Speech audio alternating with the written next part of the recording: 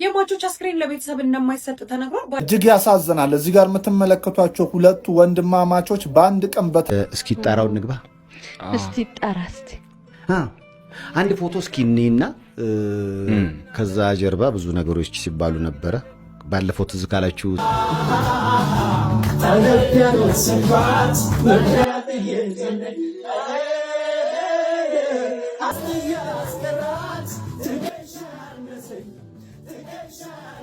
ሰላም ቤተሰቦች እንዴት ናችሁልኝ? ደህና ናችሁልኝ? እኔ ደህና ነኝ። ክብሩ ይስፋ ብያለሁ። ዛሬም እንደተለመደ ለእናንተ ወቅታዊ አዳዲስ መረጃ ቪዲዮዎች ይዤላችሁ መጥቻለሁ። አብራችሁኝ ቆዩ። ለቻናሉ አዲስ የሆናችሁ ደግሞ ሰብስክራይብ የምትለውን በተን በመንካት ቻናሉን ፋሚሊ ሁኑ። እንዲሁም በተጨማሪ ቪዲዮን ላይክ ማድረግ እንዳይረሳ። እደግመዋለሁ፣ ቪዲዮን ላይክ ማድረግ እንዳይረሳ፣ ምክንያቱም ለብዙዎች ተደራሽ እንደሆነ ስለሚረዳኝ ነው። ቪዲዮን ላይክ በማድረግ ጀምሩ። እኔ እዚህ በቪዲዮቹ ላይ ሐሳብ አስተያየት እሰጣለሁ። እናንተ ደግሞ ኮሜንት ሴክሽን ላይ ገብታችሁ በነፃነት ሐሳባችሁን አጋሩኝ። ሰዎች ወደ ቪዲዮቹ እንሄዳለን። አብራችሁን ቆዩ።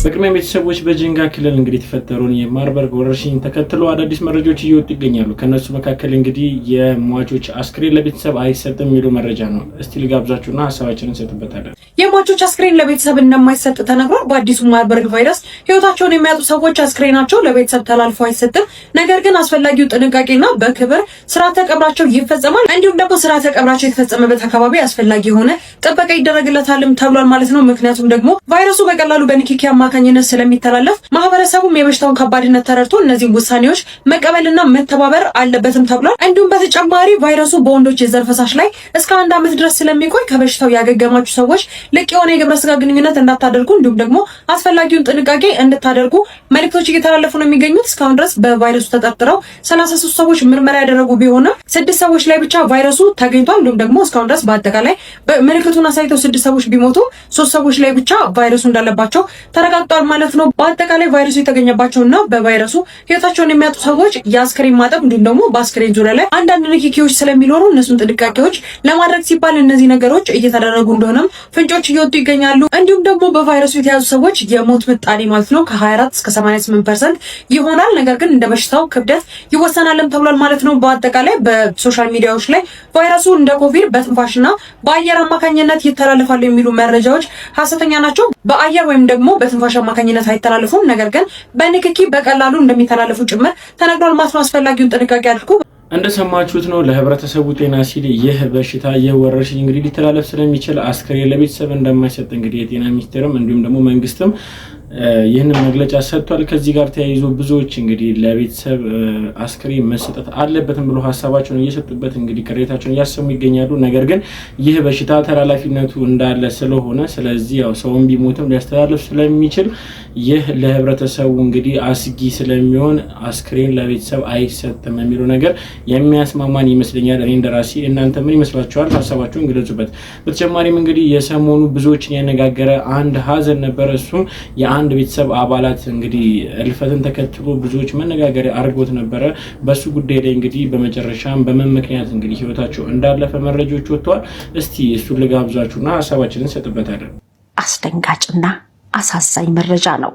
የአንድ ቤተሰብ አባላት 7 ሰዎች ህይወታቸው አልፏል። ህይወታቸው ለማለፉ ምክንያት የተባለው ደግሞ በአንድ ላይ ተሰባስበው የተመገቡት ምግብ እንደሆነም ተሰምቷል። እናት ጎመን በስጋ ለቤተሰቦቿ ወይም ለልጆቿና ለባለቤቷ ምግብ ሰርታ አዘጋጅታ ትንሽ ልጇን ይዛ ወደ እናቷ ጋር ነበር የሄደችው። በቤት ውስጥ ወይም በዕለቱ ይህቺ እናት አላደረችም። ምሽት 1 ሰዓት ላይ ባለቤቷና ልጆቿ የተመገቡት ምግብ ግን ተመርዞባቸው ህይወታቸው ለማለፍ ምክንያት ሆኗል።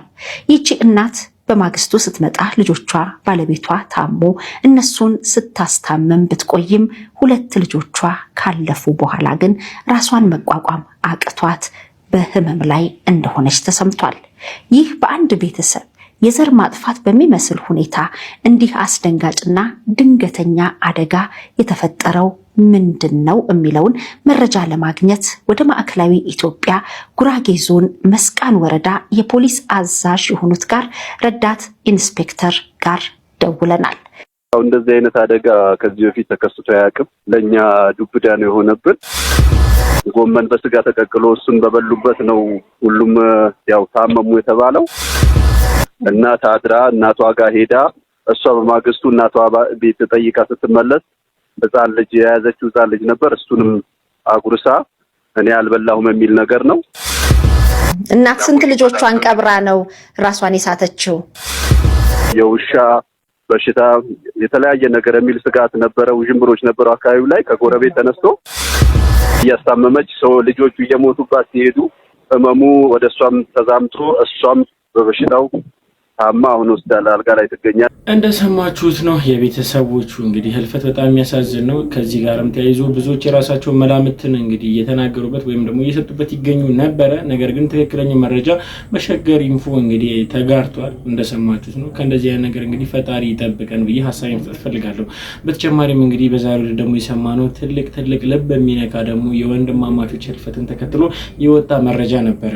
አንደኛ ከህልፈታቸውም ጋር ባሻገር ደግሞ የሁለቱም ህልፈት ደግሞ ተመሳሳይ መሆኑ ይህ ገጠመኝነቱም ደግሞ የበለጠ አስገራሚ ነገር ሆኗል።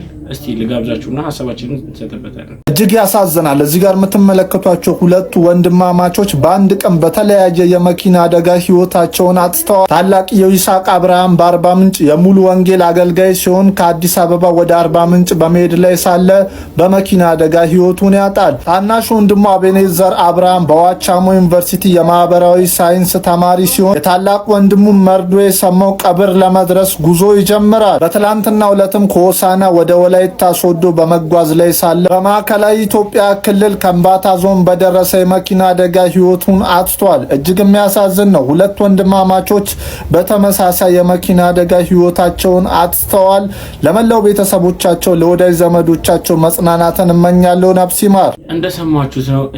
እጅግ በጣም የሚያሳዝን ነው። በተለይ ለቤተሰብ በጣም ልብ የሚሰብር ሀዘን ነው። ከዚህ ጋር ተያይዞ ብዙዎች እንግዲህ ነፍስ ይማር ብለው እንግዲህ መልካም ምኞታቸውን እየተመኙላቸው ይገኛሉ። እኔም ከዚህ ጋር ለቤተሰቦቻቸውም ደግሞ እንግዲህ መጽናናትን እመኛለሁ። ለወንድማማቾቹም ደግሞ ነፍስ ይማር ማለት ፈልጋለሁ። ከዚህ ጋር እናንተም ገብታችሁ ሀሳባችሁን ግለጹበት። በተጨማሪም እንግዲህ የሰሞኑ ሌላኛው መነጋገሪያ የአንዱዓለም ጎሳ ጉዳይ ነው። የአንዱዓለም ጎሳና እንዲሁም ደግሞ የቀነኒ አዱኛ ቤተሰቦች ጉዳይ አሁንም ውዝግቡ እንደቀጠለ ነው። ሽምግልና ልኮ እንግዲህ ወይም ደግሞ የይቅርታ ሽምግልና ልኮ ነገሩን ለመፍታት እየሞከረ እንደሆነ መረጃዎች ወጥተው ነበረ። ነገር ግን የቀነኒ አዱኛ አባት እንግዲህ በዚህ ጉዳይ ላይ ትክክል ያልሆነ መረጃ ኖሮ ሀሳቡን እንግዲህ ምላሹን ሰጥቷል። እስቲ ቪዲዮ አለ ልጋብዛችሁና ሀሳባችንን እንሰጥበታለን። የድምፃዊ አንዱዓለም ጎሳ የሽምግልና ጥረት ሳይሳካ ቀረ። የሞዴል ቀነኒ አባት በሽምግልና የተስማማነው ነገር የለም ሲሉ ገለጹ። መረጃውን በአጭሩ ላቀርብላችሁ። በድምፃዊ አንዱዓለም ጎሳና ህይወቷ ባለፈው እጮኛው ሞዴል ቀነኒ አዱኛ ቤተሰቦች መካከል ለወራት ሲካሄድ የነበረው የሽምግልና ሂደት ሙሉ በሙሉ መክሸፉ ተሰማ። ይህን ተከትሎ የቀነኒ አዱኛ አባት በማህበራዊ ሚዲያ ቤተሰቦቹ በእርቅ ተስማምቷል ተብሎ የሚሰራጨው መረጃ በይፋ በማስተባበል እንደ ቤተሰብ የተስማማንበት ምንም ጉዳይ የለም ሲሉ አስታውቀዋል። የኦሮምኛ ሙዚቃ ድምፃዊው አንዱዓለም ጎሳ እጮኛ የነበረችው ሞዴል ቀነኒ አዱኛ ከከፍታ ቦታ ወድቃ ህይወቷ ማለፉ ይታወሳል። በህልፈቷም ድምፃዊ በዋና ጠርጣሪነት ተይዞ ለወራት በእስር መቆየቱን በተለያዩ የሀበሻ ዜናዎች ሲዘግብላችሁ እንደነበር ይታወቃል። ድምፃዊው ከእስር ከተለቀቀ በኋላ ከቀነኒ ቤተሰቦች ጋር ያለውን ግንኙነት ለማደስና እርቅ ለመፍጠር አባገዳዎችና ሽማግሌዎችን ልቆ እንደነበር የተገለጸ ሲሆን ለወራት የዘለቀው ይህ የሽምግልና ሂደት በሁለቱ ወገኖች መካከል ስምምነት ሳይደረስበት ፍሬ ሳያፈራ መቅረቱ ተሰምቷል። የሽምግልናው መክሸፍ ይፋ በሆነበት ወቅት የቀነኒ አዱኛ አባት በተለይም በማህበራዊ ሚዲያ ጉዳዩ በእርቅ ተዘግቷል በሚል ለሚሰራጨው መረጃ ምላሽ ሰጥቷል። አባትየው በሰጡት መግለጫ በማህበራዊ ሚዲያ የቀነኒ ጉዳይ በእርቅ ሊጨርስ ነው ተብሎ ለተለቀቀው መረጃ እኛ እንደ ቤተሰብ የምናውቀው ነገር የለም ብሏል። ይህም መረጃ ለምን እንደለቀቁ ባናውቅም እኛ እንደ ቤተሰብ በእርቅ የተስማማንበት ምንም ጉዳይ የለም ሲሉ አቋማቸውን በግልጽ አስቀምጠዋል። አክለውም የህግ ሂደቱም እስካሁን መቋጫ አላገኘም። በማህበራዊ በአባይ ሚዲያ የሚለቀቀው አንድ ወገን ያጋደለ መረጃ ነው። እንደ ቤተሰብ የተስማማንበት ምንም ነገር እንደሌለ እንድታውቁ ሲሉም የቀነኒ ጉዳይ ለሚከታተሉ ኢትዮጵያውያን በሙሉ ገልጸዋል።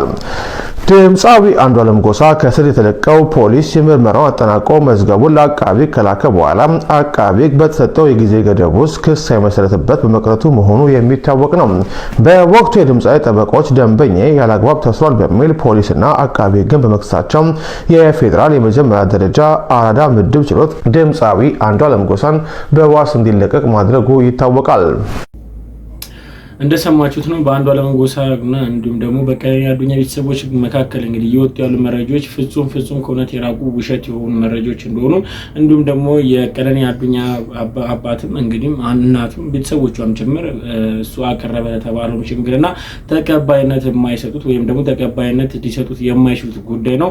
እንግዲህ በፍትህ ወይም ደግሞ በህግ የተያዘ ጉዳይ ስለሆነ እንግዲህ ህግ ይፈተዋል ተብሎ እየተጠበቀ ያለ ጉዳይ ነው። እንግዲህ ከዚህ ጋር ተያይዞ ብዙዎች ሀሳባቸውን የሚሰጡበት ይገኛሉ። በተጨማሪም የሰሞኑ ብዙዎችን ያነጋገረ ጉዳይ ደግሞ የተማሪዎች የዩኒቨርሲቲ እንግዲህ ምግብን ተያይዞ ነው። ከምግብ ጋር ወይም ደግሞ ለተማሪዎች የሚቀርብ ምግብን ተያይዞ የወጣ መረጃ አለ። ለአንድ ተማሪ በቀን ምን ያህል ፍጆታ ነው መንግስት እንግዲህ ለአንድ ተማሪ ሊያወጣ የሚችለው የሚለውን ጉዳይ እጅግ የሚያስቅና እጅግ የሚያስገርም ነው።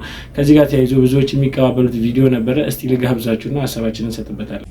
ትምህርት ሚኒስቴር ሚኑ ሲያወጣ 1 ኪሎ ፓስታ ለ14 ተማሪ ብሏል። እንግዲህ 1 ኪሎ ፓስታ ማለት ነው። እኛ እስከ ባለፈው ዓመት ድረስ እንጠቀም የነበረው 1 ኪሎ ለ6 ነጥብ ምናምን ኦልሞስት ለ7 ሰው። ስለዚህ 1 ለ7 ማድረግም ተቋሙ እስከ የት አምጥቶ ይደጉም አይችልም ማለት 1 ለ14 ብናደርግ ደግሞ በጣም ሊርባችሁ ነው። ስለዚህ ምን ይሻላል? ቢያንስ እንደው ከትምህርት ሚኒስቴርም ትንሽ ዝቅና ከኛም የተወሰነ ከፍና በሚል 1 ለ9 ተማሪ አረጋ 1 ኪሎ ፓስታ። ትምህርት ሚኒስቴር ግን ያስቀመጠልን በደንብ እንድናውቀው 1 ኪሎ ፓስታ ለ14 ተማሪ ነው።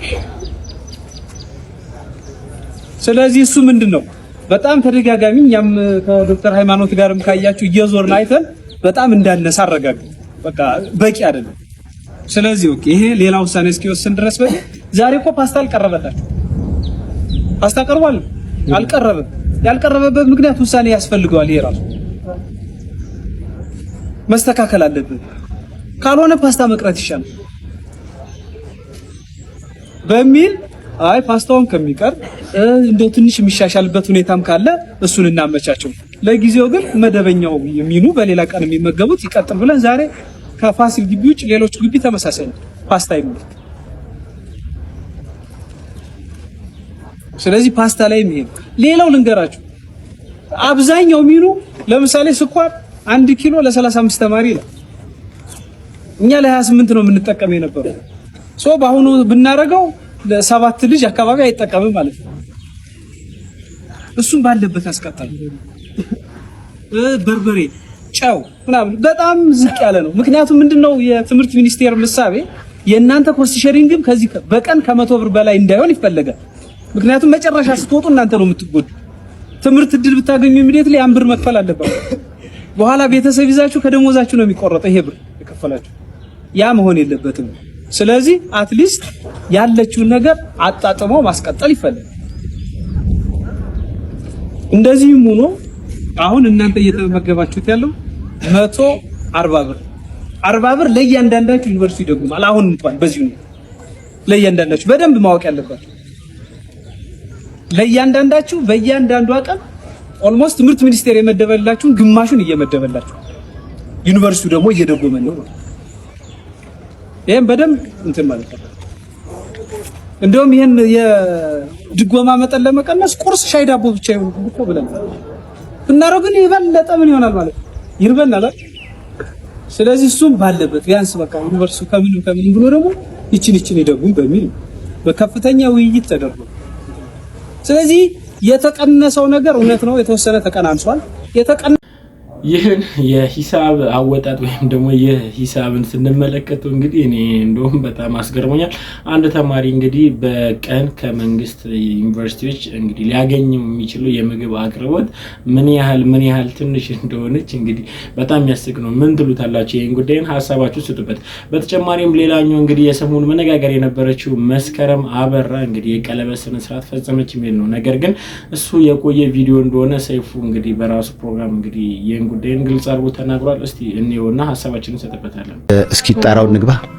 እስቲ ጣራ እስቲ አንድ ፎቶ እስኪ እንይና ከዛ ጀርባ ብዙ ነገሮች ሲባሉ ነበረ። ባለፈው ትዝ ካላችሁ ሳምሶን ቤቢ ህፃን ልጅ የእህቱን ልጅ ይዞ ፎቶ ተነስቶ ከዛ ጀርባ የሚወሩ ነገሮች ወለደ ተብሎ ተወርቶ ተወዳጇ ተዋናይት መስኪ እንግዲህ ሽምግልና ሲላክላት ይሄ ፎቶ እንደ አዲስ ነው የተለቀቀውና ሰዎች ሲያጣሩ አጣርተናል። ተልኳል።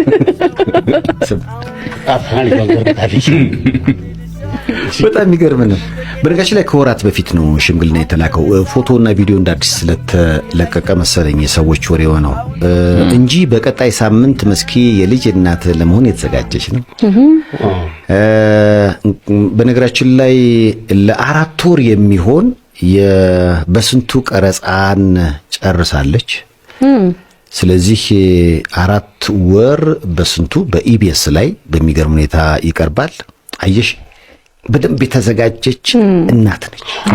ለእናትነቱም ለስራው ሙሉ ማንም ሰው ከዛው አቀባብለን ያው እንግዲህ በተለይ በስንቱ ዳይሬክተር አብርሃም ጥሩ ነገር ነበር የተመኘላት። አንዳንዴ ባፍ ይሄዳል የሚባለው ካራክተሯን እርጉዝ አረጋት፣ በዛው አረገዘች። ካራክተሯ ወልዳለች። ያው እንግዲህ እሷም በቀጣይ ሳምንት እየተጠበቀ ነው። ስለዚህ በካራክተር ዘርፍ ለምደዋለች እና ፕሮባውን እየኖረችው ቀድማ ከዛ ከስር እየተከተለችው ነው። የፊት ማመቻቸት እንግዲህ መስኪና ባለቤቷ በፍቅር አብረው እየኖሩ ነው። እስቲ ለቲያትር እንኳን እስቲ ባል በቃቃቢ ሊከተል ይችላል እኮ አይታወቅ። እስቲ አሁን ልምድ አለው ፊልም ላይ እስቲ ስክሪፕት ጻፍ ለሷ የሚሆነውን እስኪ ዝም ብለህ ንገራት። መጀመሪያ ለሷ የሚሆነውን አይደለም ለአንቺ የሚሆን የዘፈን ግብዣ ወይም ክሊፕ መስራት ካለብሽ ስትሄድ ስከተላት አልተሰራለትም። ዋሱ ክሊፕ ምንም በቃ ይመጣ በደንብ ነው ይመጣ። ማን ነው ተከታይ? ማን ነው ያጅ? ግን ብዙ ሰው ነው ይወጣልሽ። ተመልከት ደበና ሞልቷል ነው መስራት ያለበት። ስለዚህ ትላንትና የቀረበልን ጥያቄ ነው። መስኪ በተመለከተ ያጣራ ነው። ይሄ ነው ሽምግልናው፣ ይሄ ነው ላንቺ ምንም በልተን ጠጥተናል ቀድመን ለማለት ነው። አዎ ለስንቱ ራሱ ኮቹ አሉ። ስለዚህ በቀጣይ ሳምንት በቀጣይ ቀናት መስኪ የልጅ እናት ትሆናለች። ትላንት የተለቀቀው ፎቶ ቀደም ሲል የተነሳ ወይም ደግሞ የተቀረጸ ሽምግልና ነው። መስኪ ከባለቤቷ ጋር በፍቅር የመጀመሪያ ልጇን ለመቀበል በዝግጅት ላይ ነሽ ነው ሲደመደም። የወድሽን በጀርባሽ ያርግልሽ። ምርቃትም አለ። በጣም ብዙ አራስ ቤት ከሚሄዱ ጎበዝ ነው። የወድሽን በጀርባሽ ያርግልሽ። አራስ ቤት አቀርብ የልደት ሁሉ ምርቃት አላት። በዘርፍ የክርስትናም አለ ክርስትና አላት።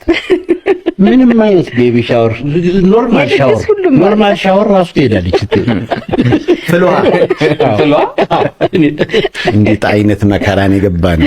እንደሰማችሁት ነው። ከመስከረም አበራ ጋር ተያይዞ እንግዲህ የወጡት መረጃዎች እኚህን ይመስላሉ። ከዚህ ጋርም ተያይዞ እንግዲህ በቅርቡ ያው መስከረም አበራ የልጅ እናት መሆኑ አይቀርም።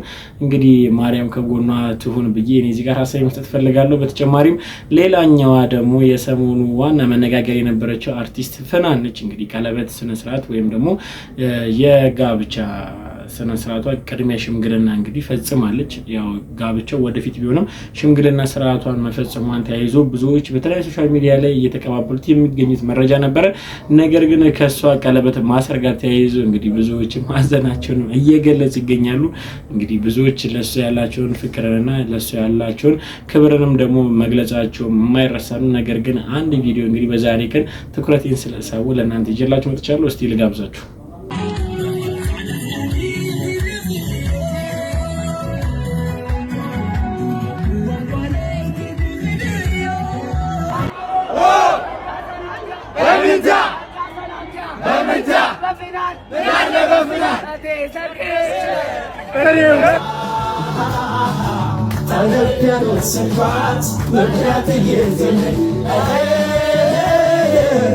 እንደተመለከታችሁ ነው ከፍናን ጋር በቀጥታም እንግዲህ ወይም ደግሞ በተዘዋዋሪ ግንኙነት የነበራቸው ሰዎች የሷ ምስልን እያረጉ ከሷ ጋር የነበራቸው ፎቶ እያረጉ እንግዲህ ሸጌ ሰርግሽ ላይ ተጠሪው ደርሶኛል አመስግኛለሁ ብለው እንደ በፊቱ እንግዲህ እንደ ተበዳይ ፍቅረኛ ሆኖ ሐሳባቸውን እየሰጡ እንዲሁም ደግሞ በተለያዩ ሶሻል ሚዲያ ላይ እያጋሩት ይገኛሉ። ብዙዎችም በዚህ ጉዳይ ላይ ሐሳባቸውን ሲሰጡበት ነበር። እናንተስ ምን ትሉታላችሁ?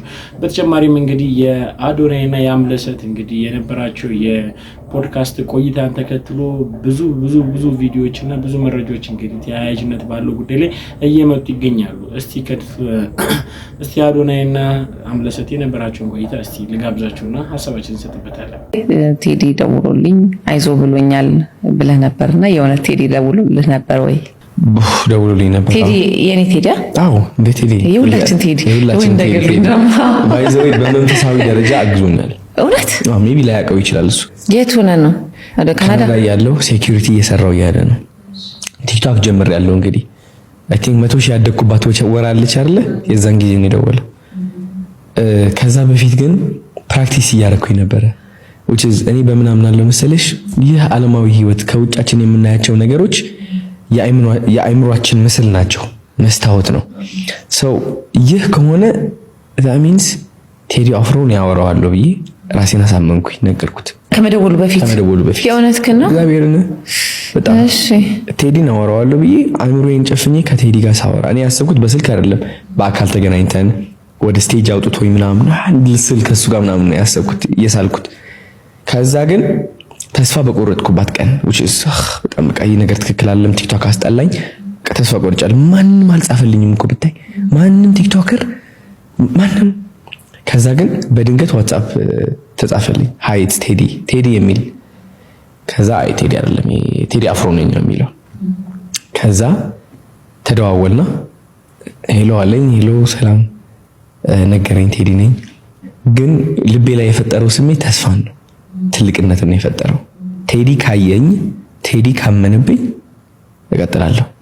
በራስ መተማመን ይዛኔ ሞቶ ነበር ባይዘው ሰው በራሴ መተማመን አልችልም። ሰው ቴዲ እኔ ላይ ያለው በራስ መተማመን ተጠቅሜ እቀጥላለሁ አልኩ።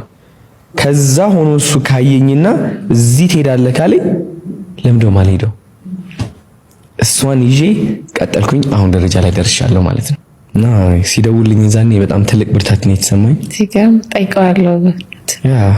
እናረጋግጠው እስኪ በሀገር ስሞች አይ አሁንማ አረጋግጠሽ ታሳውቂያለሽ። አንቺ ነው ቪዲዮ አድርጎ አይቼዋለሁ። ድምጽ አስመስሎ ከሆነ ብዬ ነው። እኔም እኮ ተጠራጥሬ እኮ ነው እንዴ ሊያወራኝ ይችላል። ግን እንደዚህ አይነት ሰው ነው ባይዘው እሱ የእውነት ባለቤቴ ስለሆነ ሳይሆን የተጣላ የሚመስለው ወይ ደግሞ ሰው የሌለው የሚመስለውን ሰው አብሮ መሆን በጣም ደስ ነው የሚለው። ደስ ሲለው ደግሞ ይሄ በኩራትም አይደለም ላይክ በቃ እስ ማንም ሰው የሚያደርገው አይነት ነገር ነው ብሎ ነው የሚያደርገው። ይኖርም በተግባር ነው ደግሞ እኔ አልጠራጠርም። አሁን አደረገ ብትለኝ ኦፍ ኮርስ ሊያደርግ ይችላል። አዎ ቴዲ ስፔሻል የሆነ ፐርሰን ነው። ፓወሩ ደግሞ የቴዲ አፍሮ ኃይል ሳይለንት ነው፣ ዝምታ ያለው ኃይል ነው። አንድ በመንፈሳዊ ደረጃ ኃያል ነው ቴዲ። እንደ አንድ ዘፋኝም አደንቀዋለሁ፣ እንደ አንድ ትልቅ አርቲስት ከዛ በላይ ነው የሚያደርገው ለኢትዮጵያ። እሱ በመንፈሳዊ ደረጃ ነውና አመሰግናለሁ። ለኔ ተስፋ ስለሆንክ ልልህ እፈልጋለሁ ቴዲ። አድርሽልኛ ወይ በደስታ አንድ ቀን ታገኘዋለህ፣ በቤት ጋብዛለሁ። በጣም ደስ ይለኛል። በጣም ቤት እግዚአብሔር ነው የምንለው እኛ ጋር።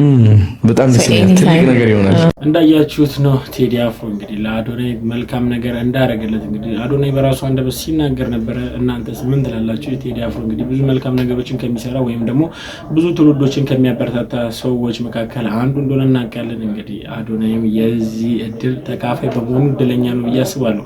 በተጨማሪም ደግሞ የዩቲና እንግዲህ የአዶናይ ፉክክር በቲክቶክ አዋርዱ ጉዳይ ላይ ብዙዎችን ትኩረት የሳበ ጉዳይ ነው። ነገር ግን ይህ ጉዳይ ከህግ አንጻር ምን ሊሆን ይችላል? ምክንያቱም ሊያስቀጣቸው የሚችል ጉዳይ እንዳለ ጠበቃ ደጎሎ እንግዲህ መረጃ ይዞ መጥቷል። እስቲ ልጋብዛ። አዶናይንና ዩቲናስን የተመለከተ ይሆናል። እንግዲህ እነዚህ ሁለት ግለሰቦች የአሸናፊነት ቅድሚያ ግምት የተሰጣቸው ናቸው። ታዲያ እስከ ባለፈው ሳምንት ድረስ አዶናይ በብዙ ሺዎች ልዩነት የህዝብ ድምፅን ውድድር እየመራ ነበር። ከባለፈው ሳምንት በኋላ ዩቲናስ በሰይፉ ሾው ከቀረበች በኋላ ግን ይህ ልዩነት ጠቡ ጭራሽ እሷ እየመራች እንደሆነ እየሰማን እንገኛለን። በዚህ ረገድ እኔ ከሁለቱም ጋር ምንም ትውውቅ የለኝም። ነገር ግን እንደ ማንኛውም ጊዜ ፍትሃዊነትን ስለምቃወም የሚከተሉትን ሐሳቦች ለመሰንዘር እፈልጋለሁ። እንግዲህ የመጀመሪያው ጉዳይ በባለፈውም ተናግሬያለሁ። ዩቲናስ ሰይፉ ሾው ላይ መቅረቧ እጅግ በጣም ትክክል አይደለም ብዬ አምናለሁ። ምክንያቱም ሁለት ተወዳዳሪዎች ለአንደኛው ያልተገባ አድቫንቴጅ የሰጠ ይመስለኛል። ከዚህም ባሻገር ደግሞ ሰይፉ ሾው ላይ ቀርባ ይሄንን ልዩነት አጥባለች ተብሎ እንድታሰብ ተፈልጎ የተደረገ ነገርም ይመስለኛል። ምክንያቱም የፈለገ ነገር ቢሆን የዚህን ያክል ልዩነት ሰይፉ ሾው የሚመለከትም ቲክቶክ ላይ ያለው ማህበረሰብ የዚህን ያክል የተለያየ ማህበረሰብ ነው ብዬ አላስብም። ስለዚህ ሰይፉ ሾው ላይ መቅረቧ ስህተት ሆኖ ሳለ ሰይፉ ሾው ላይ እንድትቀርብ የተደረገው ደግሞ እዛ በህዝብ ቅስቀሳ ተደርጎ ነው ልዩነቱ የጠበበው የሚል እሳቤ እንድንይዝ ተፈልጎ የተደረገ ይመስለኛል። ስለዚህ በዚህ ረገድ ያለኝን ተቃውሞ ለመግለጽ ከዚህም ባሻገር ይህ የቁጥር ጭማሪ የተደረገው በፌክ ወይም ደግሞ ያልተገባ ነገር ተደርጎ ከሆነ ወደፊት በማስረጃ የሚረጋገጥ ከሆነ የተለያዩ የህግ ተጠያቂነትን የሚያስከትሉ ነገሮች ሊፈጠሩ እንደሚችሉ ለማሳሰብ ወደ ዝርዝር የህግ ተጠያቂነት አልገባም። ምክንያቱም ይሄንም ተቀብሎ የአዘጋጅ ኮሚቴ ማስተካከያ ያደርጋል ብዬ አስባለሁ። አመሰግናለሁ። በአዋርዱ ጉዳይ እንዲሁም ደግሞ በአዶናይና በዩቲ መካከል ያለው እንግዲህ ፉክክር መቀጠሉን ተያይዞ ጠበቃ ደጉለው ያጋራንን ሀሳብን እናንተ እንዴት ትመለከቱታላችሁ? ትክክል ነው ወይንስ ምንድነው? ሀሳባችሁን ስጡበት። ቤተሰቦች ለዛሬ ይዤላችሁ የመጣችሁ ቪዲዮዎች እኚህን ይመስላሉ። እስካሁን ድረስ አብራችሁን ስለቆያችሁ አመሰግናለሁ። በቀጣይ ቪዲዮ እስክንገናኝ ሰላም ቆዩልኝ። እወዳችኋለሁ።